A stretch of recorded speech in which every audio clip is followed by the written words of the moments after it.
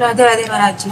राधे राधे महाराज जी। महाराज जी, विवाह के बाद एक स्त्री का जीवन कैसा होना चाहिए जिससे वो प्रतिकूलता और अनुकूलता में सामान्य रहकर एक सुख शांति पूर्वक अपना वैवाहिक जीवन व्यतीत कर सके, और एक स्त्री को अपने जीवन में क्या क्या सावधानी रखनी चाहिए जिसका घर परिवार उससे सुखी रहे? पहली बात है कि नींव ही खराब हो रही बच्चा, तो हम क्या उपदेश करें? जो गर्लफ्रेंड बॉयफ्रेंड ये चरित्र दूषित हो रहे हैं, तो घर परिवार चलाने के लिए जो हमें धर्म पूर्वक पवित्रता चाहिए वो तो पहले ही नष्ट हो जाती है।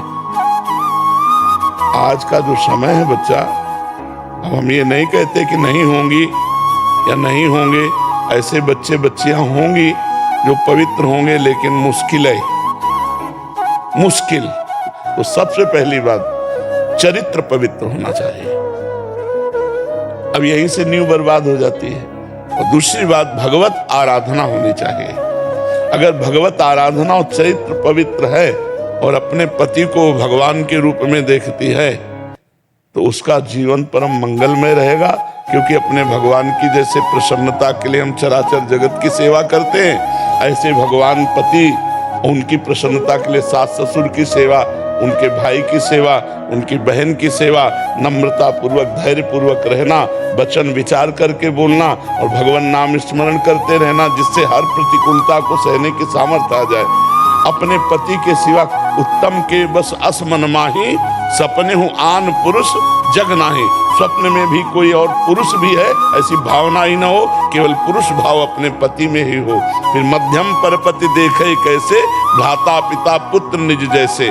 जो दूसरी कोटि की पतिव्रता है वो समान वाले को भाई, बड़े वाले को पिता, छोटे वाले को पुत्र के समान कभी पुरुष रूप में काम भाव से वो देख ही नहीं सकती है। तो अपने को चाहिए कि हम हमारे यही जवान रुक जाती है कि जब नींव ही खराब है तो क्या उपदेश करें। कोई विरला ही ऐसा होगा जो अपने चरित्र को बचावे। हमको एक सिद्धांत सुनाया गया था कि धन नष्ट हुआ तो कुछ नहीं नष्ट हुआ, स्वास्थ्य नष्ट हुआ तो कुछ नष्ट हुआ, और चरित्र नष्ट हुआ तो सब कुछ नष्ट हो गया है। अब उल्टा है, तो चरित्रवान ही चाहे पुरुष हो चाहे स्त्री हो वही सदगृहस्थ है।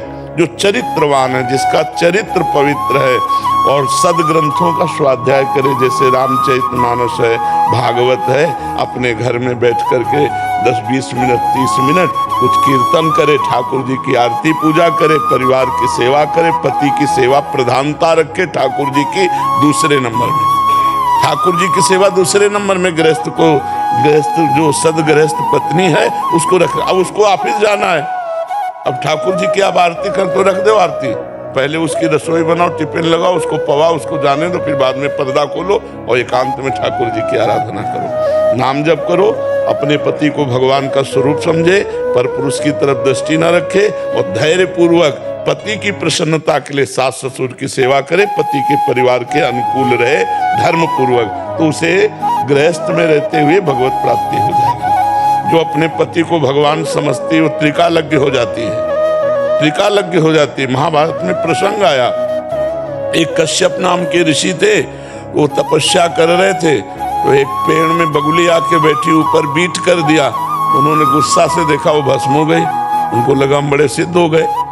तो एक घर में भिक्षा मांगने के लिए गए, भिक्षाम दे, तो एक देवी निकली, पतिव्रता थी, उन्होंने कहा महाराज कुछ मिनट ठहरो अभी मैं आई, और उधर दूसरे दरवाजे से उसके पति आ गए, तो पति की अगवानी की, चरण पखारे, बैठाला, थोड़ा जल पिलाया, फिर कहा भगवान आपके घर में संत आए हुए हैं तो उनको हम भिक्षा दे आए। उनका अवश्य अवश्य, तो कुछ फल मूल आदि लेकर के गई, तो नाराज हो गए, इतना विलंब कैसे कर दिया। तो महाराज हमारे पति आए थे, उनके स्वागत में उनके सम्मान में विलंब हो गया। तो उनका तुम मुझे ऐसे वैसे समझते हो क्या कि हम दरवाजे पर इतनी देर से। बोले महाराज गुस्सा मत हो, वो पेड़ की बगुली नहीं है कि तुम ऐसे देखोगे भस्म हो जाएंगे। वो कश्यप जी कांप गए कि ये बात एकांत की हमारे सिवा और कौन जानता है। तो बोले देवी तुम कैसे जान गए? बोले अपने पति की सेवा के प्रभाव से मैं त्रिकालज्ञ हूँ, भूत भविष्य वर्तमान तीनों काल का ज्ञान है। पति की सेवा से अनुसुईया जी ने भगवान को 6-6 महीने के बालक बना दिए। 3 भगवान जो अपने ब्रह्मा विष्णु महेश गए, 6-6 पति की सेवा के प्रभाव से यमराज की भी बुद्धि को चक्कर में डाल दिया सावित्री जी ने। बहुत बड़ी महिमा है अपने पति को भगवान समझकर पर अनुकूलता और प्रतिकूलता को सहने के लिए भगवान का भजन, शास्त्र, स्वाध्याय, सत्संग ये नहीं होगा तो प्रतिकूलता में फिर हमें द्वेष हो जाता है। अनुकूलता में तो राग होता है, प्रतिकूलता में द्वेष हो जाता है। राग द्वेष नहीं, प्यार होना चाहिए। प्रेम में देना ही देना है, लेने की भावना नहीं होती, सुख देने की भावना होती प्रेम में। तो अपने पति से प्रेम करे भगवत भाव से, और नाम जप करे, सत्संग सुने, शास्त्र स्वाध्याय करे, बहुत बढ़िया सदगृहस्थी पार हो जाएगी और भगवान को प्राप्त हो जाएगा।